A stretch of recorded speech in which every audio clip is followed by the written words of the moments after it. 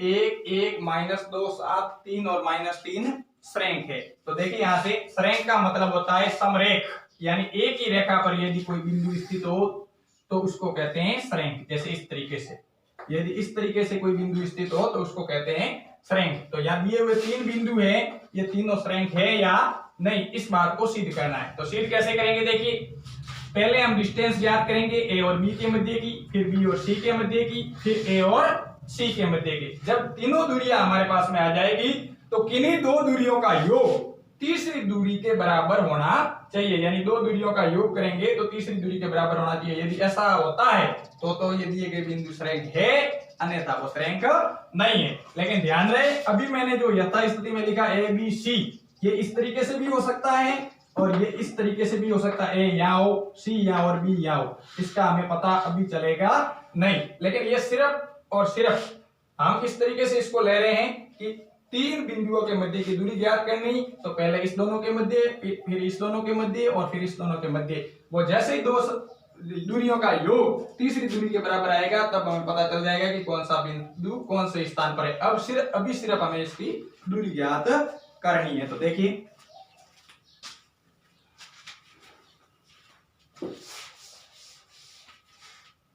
मान लेते हैं कि बिंदु इस तरीके से हैं, यहाँ पर है ए। अभी सरेख है कि नहीं ये भी बात सिद्ध करनी है, सिर्फ अपन इसको एक सहायक सामग्री के रूप में काम में ले रहे हैं। पहला बिंदु हो गया आपका ए और 1 1, दूसरा बिंदु हो गया आपका बी -2 और 7, और तीसरा बिंदु हो गया आपका सी 3 और -3। अब देखिए दूरी का सूत्र तो आप सभी को पता ही होगा। दूरी का सूत्र होता है, निर्देशांक ज्यामिति पढ़ी होगी आपने, ये निर्देशांक ज्यामिति से संबंधित क्वेश्चन है। ये आपका x का मान है, ये y का मान, x1 y1 इस तरीके से कह सकते हो। तो देखिए दूरी का जो सूत्र होता है, कौन सी दूरी का, दो बिंदुओं के मध्य की दूरी का। तो जो दो बिंदुओं के मध्य की दूरी का सूत्र होता है वो होता है x2 - x1 का whole square plus y2 - y1 का होल स्क्वायर का अंडर। ये होता है दूरी का सूत्र। क्या, x2 - x1 का whole square plus y2 - y1 का होल स्क्वायर का अंडर रूट। ये होता है दो बिंदुओं के मध्य की दूरी का सूत्र। तो इस सूत्र का उपयोग करके हम दूरियां ज्ञात करेंगे। अब देखिए पहले ज्ञात करते हैं ए बी की दूरी, यानी ए बी बराबर आ जाएगा अंडर रूट x2 - x1। देखिए ए बी की बात करें तो ये होगा x1 y1, ये होगा x2 y2। तो x2 - x1, x2 है -2 और x1 होगा -1। -1 मतलब सूत्र के अनुसार माइनस, और x1 का मान हो गया 1 का होल स्क्वायर। देखिए x2 - x1 का होल स्क्वायर हो गया प्लस y2 हो गया आपका 7 माइनस y1 हो जाएगा 1 का होल स्क्वायर। अब यहां से देखिए -2 और -1 माइनस के 3 हो गए और 3 का स्क्वायर 9 हो गया, 7 में से 1 6, 6 का स्क्वायर 36 हो गया। इस तरीके से आपके हो गया 36 और 9 45, 45 का अंडर रूट। आप इसको 9 गुना 5 भी लिख सकते हो। 9 गुना 5 लिखेंगे तो 9 का वर्गमूल 3 आ जाएगा और अंडर रूट 5 आ जाएगा। ठीक है, जो भी इकाई है ये होगी इकाई। अब ज्ञात करेंगे बी और सी के मध्य की दूरी। इसी प्रकार इसी सूत्र का उपयोग करते हुए बी सी ज्ञात करेंगे। तो x2 - x1 का whole square plus y2 - y1 का होल स्क्वायर। परंतु ध्यान रहे यहाँ पर x2 होगा 3, y2 होगा -3, जबकि x1 और y1 होगा -2 और 7। तो x2 हो गया 3 माइनस x1 माइनस माइनस हो जाएगा प्लस 2 का होल स्क्वायर प्लस आपके y2 हो गया -3 माइनस जो हो गया आपका y1 वो हो गया 7 का होल स्क्वायर का अंडर रूट। 3 और 2 5 हो गया, 5 का स्क्वायर 25 हो गया प्लस -3 और -7 -10 हो गए, 10 का स्क्वायर 100 हो गया। ये हो गया अंडर रूट। अब देखिए आगे, यहां से देखिए 25 और 100 आपके हो गए 125, 25 और 100 आपके हो गए 125 का अंडर रूट। इसको हम 25 गुना 5 भी लिख सकते हैं, तो हो जाएगा 5 अंडर रूट 5। तथा अब एक दूरी ज्ञात करनी है ए और सी की। तो एस तथा ए सी की दूरी बराबर हो जाएगा अंडर रूट, ये हो गया 3 x2, 3 - x1 हो जाएगा 1 का होल स्क्वायर प्लस -3 हो गया y2, y1 हो गया आपका 1 का होल स्क्वायर बराबर -3 में से 1 गया 2, 2 का स्क्वायर हो गया 4, -3 और -1 -4, 4 का स्क्वायर हो गया 16 का अंडर, ये हो गया 20। अब देखिए यहाँ से 20 को आप 4 गुना 5 भी लिख सकते हैं, तो ये हो गया 4 गुना 5 का अंडर रूट 2 अंडर रूट 5 इकाई, ये भी हो गया आपके इकाई। अब देखिए किन्हीं दो दूरियों का योग क्या होना चाहिए, 5 अंडर रूट 5। तो देखिए ये 3 है, ये 2 है, तो ये दोनों मान छोटे हैं, तो इनको जोड़कर देखते हैं।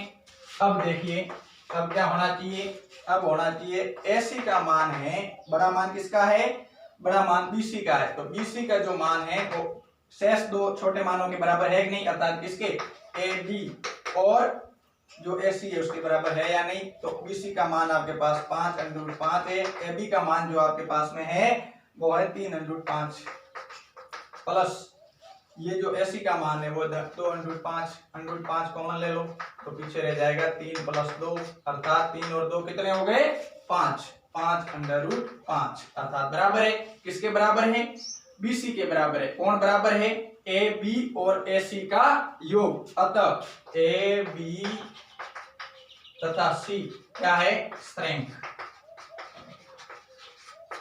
देखिए अब यहां से, अब इससे आपको क्या समझ में आया, क्या ये अपन ने जो बिंदु लिखे ABC ये स्ट्रेंथ है, इसी स्थिति में होंगे, नहीं, B और C ये होगा आपका B, ये होगा आपका C और ये हो जाएगा आपका A, इस स्वरूप में होंगे ये स्ट्रेंथ, यानी A का स्थान ये होगा। इससे ये पता चलता है कि B और C है वो बाहरी बिंदु है, बाह्यतम बिंदु B और C होगा। हमने जो कच्ची आकृति के रूप में इसको A लिया था, इसको B, जबकि वास्तविक स्थिति में अब देखें तो यहाँ B होगा और यहाँ होगा A, परंतु होंगे तीनों बिंदु श्रृंख।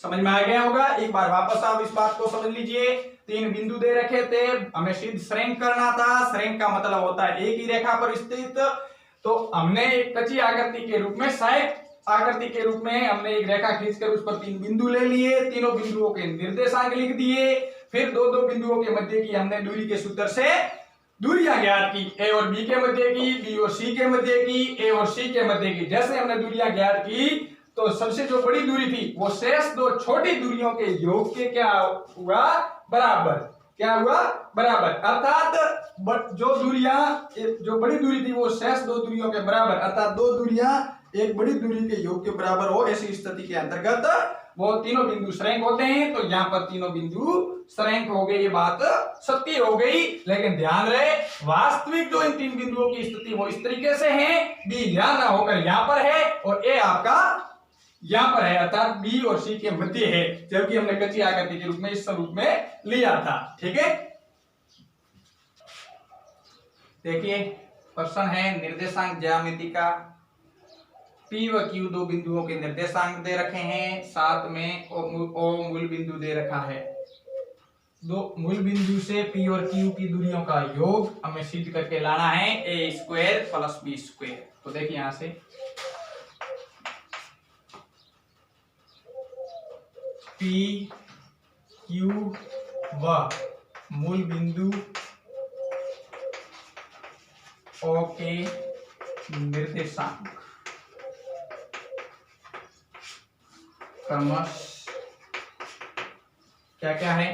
सबसे पहले P के निर्देशांक है A cos theta, B sin theta. दूसरा जो आपके Q है, Q के निर्देशांक है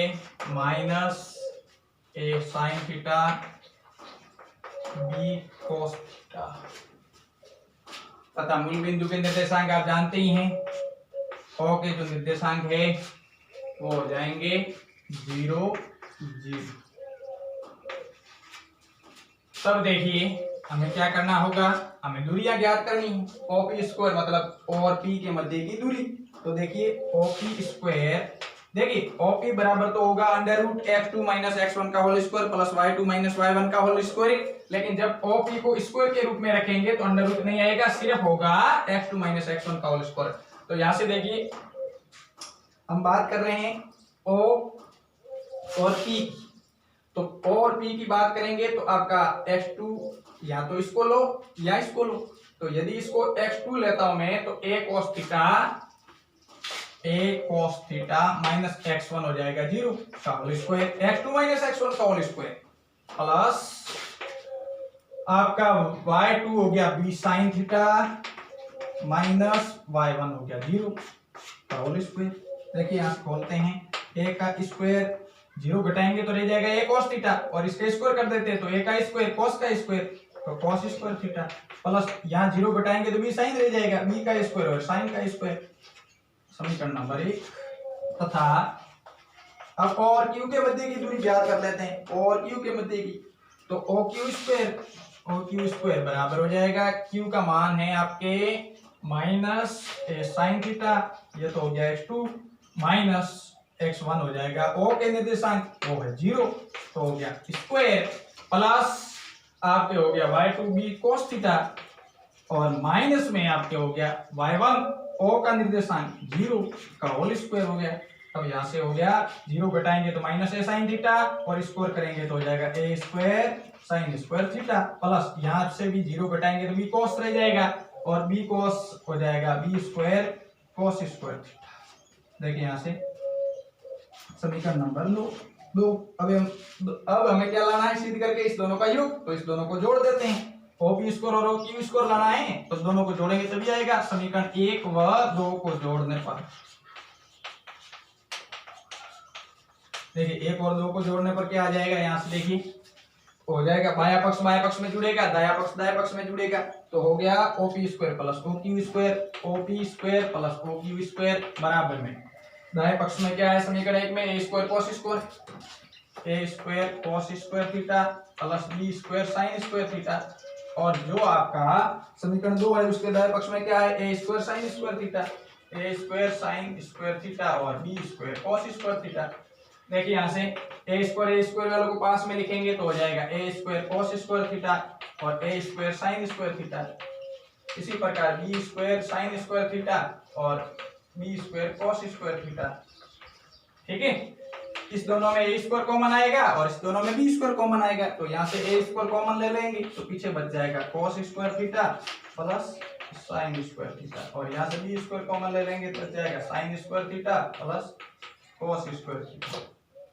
देखिए इसका मान होता है 1, आप सर्वसमीका पढ़ चुके हैं, sin square plus cos square बराबर 1 तो यहाँ से हो जाएगा 1 तो 1 गुना a स्क्वायर हो जाएगा, 1 गुना b स्क्वायर हो जाएगा। क्या लाना था आपको OP square plus OQ square plus OQ square plus OQ square बराबर क्या लाना था a square plus b square. ये हो गया, ध्यान रहे यहाँ पर sin square theta plus cos square theta का मान होता है 1। ये हो गया। देखिए याद कीजिए कि रेखा 3x प्लस वाई बराबर 9 बिंदुओं 1, 3 तथा 2, 7 को मिलाने वाले रेखाखंड को किस अनुपात में विभाजित करता है। यानी ये रेखा किसी रेखाखंड को किस अनुपात में विभाजित करती है, ये बात हमें सिद्ध करनी है। यानी उस बिंदु के हमें निर्देशांक ज्ञात करने हैं।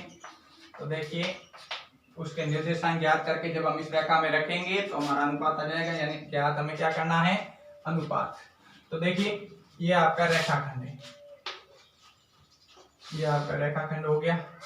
रेखाखंड के निर्देशांक हमारे पास में हैं 2 बिंदुओं के, एक a हो गया, a के निर्देशांक हो गए 1 और 3 और दूसरा b हो गया, b के निर्देशांक हो गए 2 और 7।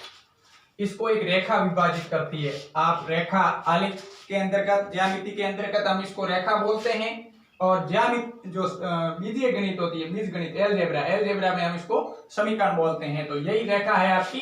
ये रेखा इस तरीके से है, ये रेखा इस तरीके से है, ये रेखा इसको विभाजित कर रही है इस रेखाखंड को। इस बिंदु पर मान लो ये बिंदु है C, तो इसका निर्देशांक होगा x1 और y1। x और y भी ले सकते हैं, सिर्फ x और y ले लो। और ये जो रेखा है इस रेखा का नाम है 3x प्लस y बराबर 9। ठीक है, तो ये रेखा बीजगणित में इसको समीकरण, ज्यामिति में इसको रेखा बोलते हैं। तो ये जो रेखा दे रखी है, ये रेखा विभाजित कर रही है इस 2 बिंदुओं को मिलाने वाले रेखाखंड को। किस बिंदु पर, बिंदु C पर। C के निर्देशांक x और y। तो ये रेखा इस ए बी को किस अनुपात में विभाजित करती है, तो माना ये लैम्बडा अनुपात 1 में विभाजित करती है, क्योंकि हमें अनुपात ज्ञात करना है इसलिए मानना पड़ेगा। तो ये हो गया 1 और ये हो गया आपका लैम्बडा। तो देखिए लिखेंगे रेखाखंड ए बी को रेखा 3x + y = 9 बिंदु C पर लैम्बडा अनुपात 1 में विभाजित करती है।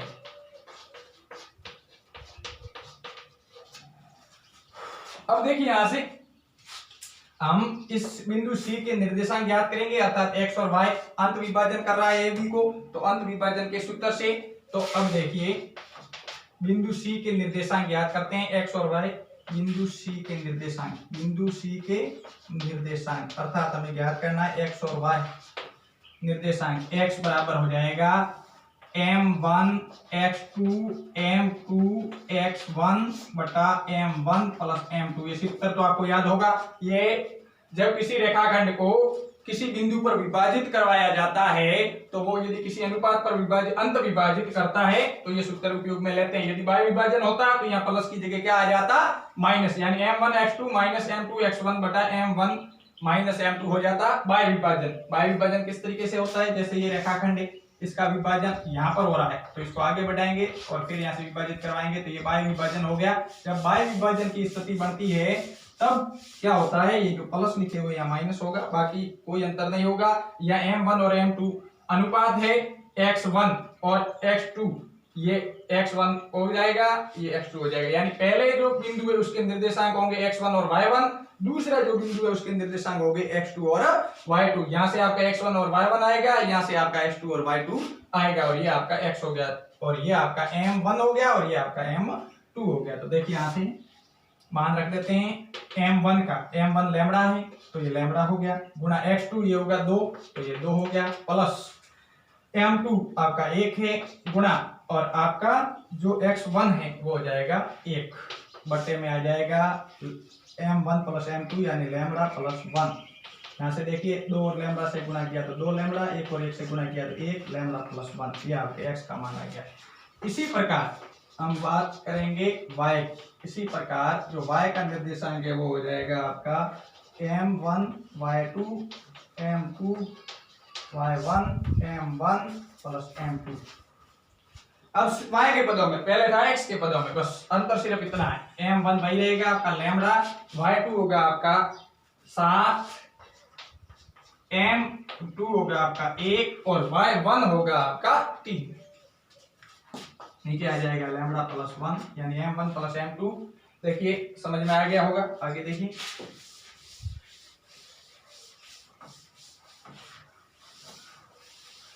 अब देखिए इसको आगे हल कर देते हैं, तो आ जाएगा 7 और लैम्बडा का गुणा 7 लैम्बडा, 3 और 1 का गुणा 3 लैम्बडा + 1। अब x और y के मान आ गए।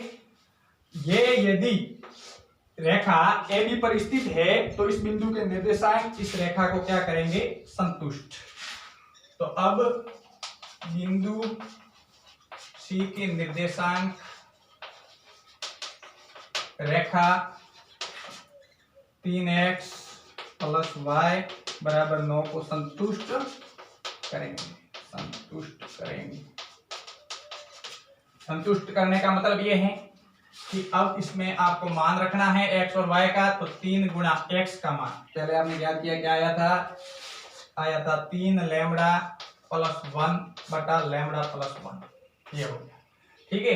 फिर प्लस y का मान अभी आया 7 लैम्बडा + 3 लैम्बडा + 1 और बराबर में है आपके 9। तो इसको हल कर दो तो लैम्बडा अनुपात 1 आ जाएगा, जो कि आपका अनुपात है। इसको हमें ज्ञात करना था। देखिए यहां से 3 और लैम्बडा से गुणा कर दो, 3 और लैम्बडा से गुणा कर दो, 3 लैम्बडा से तो 9 लैम्बडा, प्लस 3 और 1 से किया तो 3 लैम्बडा + 1, 7 लैम्बडा + 3 लैम्बडा + 1 बराबर 9। लसअप ले लो, लैम्बडा + 1 का लसअप आ गया लैम्बडा + 1, लैम्बडा + 1 और लैम्बडा प्लस 1 दोनों का हर समान है, इसलिए लसब लैम्डा प्लस 1 आ गया। लैम्डा प्लस 1 से लैम्डा प्लस 1 कट गया तो अंश में आ गया 9 लैम्डा प्लस 3। लैम्डा प्लस 1 से लैम्डा प्लस 1 एक बार कट गया, इससे गुणा किया 1 से तो लैम्डा प्लस 3 आ गया, बराबर में 9 आ गया। यहाँ से देखिए 9 लैम्डा और 7 लैम्डा हो गए 16 लैम्डा। कितने हो गए लैम्डा के? 9 और 7 16, 3 और 3 हो गए 6, बराबर में आर में आपके लैम्डा प्लस 1 और बराबर में 9, वजह गुणा कर दो। 16 लैम्डा प्लस 6 का गुणा तो होगा 1 से, तो 16 लैम्डा प्लस 6 और बराबर में 9 का गुणा लैम्डा से होगा तो 9 लैम्डा और 1 से होगा तो 9, पक्षांतर कर दो। 16 लैम्डा, लैम्डा इधर आएंगे 9 तो माइनस के हो जाएंगे, 9 इधर है और ये 6 इधर जाएगा तो हो जाएगा माइनस का। पक्षांतर किया, ध्यान रहे 16 लैम्डा में से 9 लैम्डा गए तो बचे 7 लैम्डा और 9 में से जब 6 गए तो बचे 3। गुणा में है लैम्डा के, वो भाग में जाएगा, अर्थात आ गया 3/7। इसके नीचे हर में 1 लिख दें तो फिर इसको अनुपात में लिखेंगे। आपको पता है अनुपात को भिन्न और भिन्न को अनुपात में लिखा जा सकता है, तो लैम्डा अनुपात 1 बराबर हो जाएगा 3/7। अर्थात हमने अनुपात को क्या माना था? लैम्डा अनुपात 1 और उसका मान आया 3/7। अतः अनुपात क्या हो गया? 3/7 में विभाजित करती है ये दो बिंदुओं से मिलाने वाले रेखाखंड को ये रेखा। ठीक है।